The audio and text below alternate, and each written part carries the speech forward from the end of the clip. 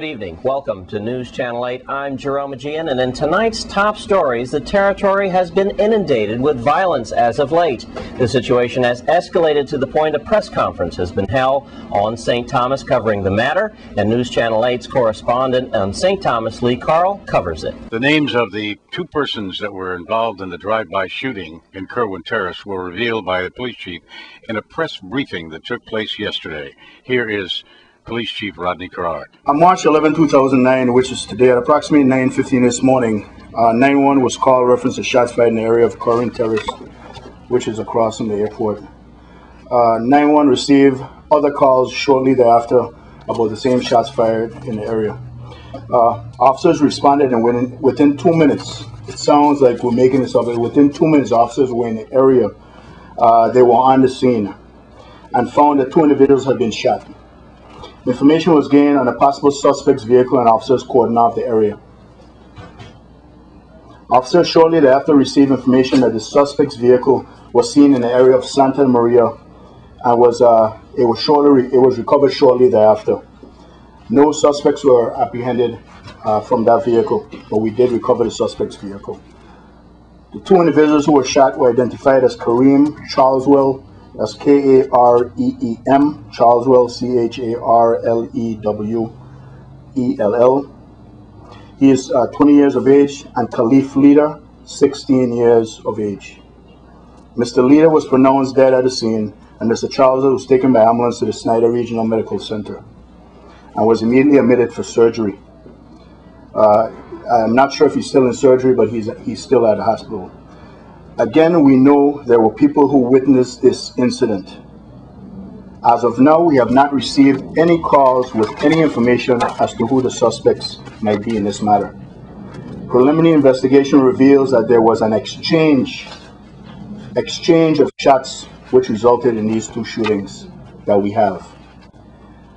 Again, I don't know how else I can put it to the public out here, but until the public and the community calls and give us specific information, this will continue. These retaliations will continue.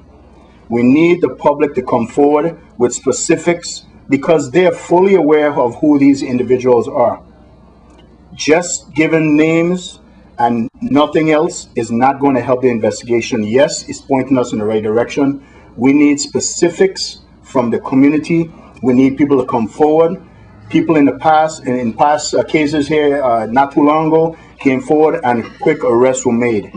We need the community's effort, or these shootings will continue. In St. Thomas, Lee Carl for News Channel 8. And as this press conference unfolded, just handed to me a breaking story on St. Thomas. On Garden Street, a man has been shot, and the suspect is on the lam in the Bread Gata area. We'll bring you more updates on this as details are a bit sketchy. And happening here on St. Croix, a man has been shot, and News Channel 8's Wes Small is covering that story. Well, I'm in Castle Burke right now, and here's what's going on. First of all, let's go back to the 16-year-old boy that supposedly got shot, Walter I.M. Hodge. Remember that? A couple of nights ago. And one newspaper has a 16-year-old got shot. The other one has a 14-year-old got shot.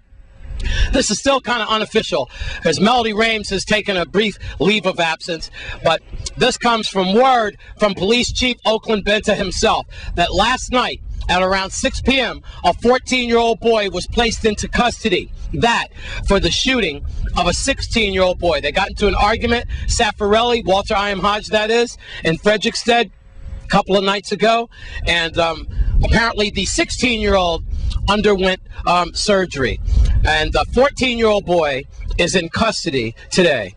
All right, now, why I'm in Castle Burke?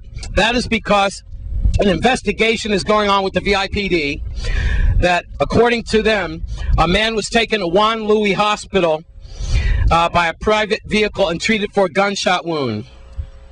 He had been shot, according to the man, in this area in Castle Burke, but he didn't give a specific location. There were no reports of gunfire from this area. However, 15 minutes before the man showed up at the hospital, emergency dispatchers received a report of close to a dozen shots fired in the Calhoun area. So Which is it?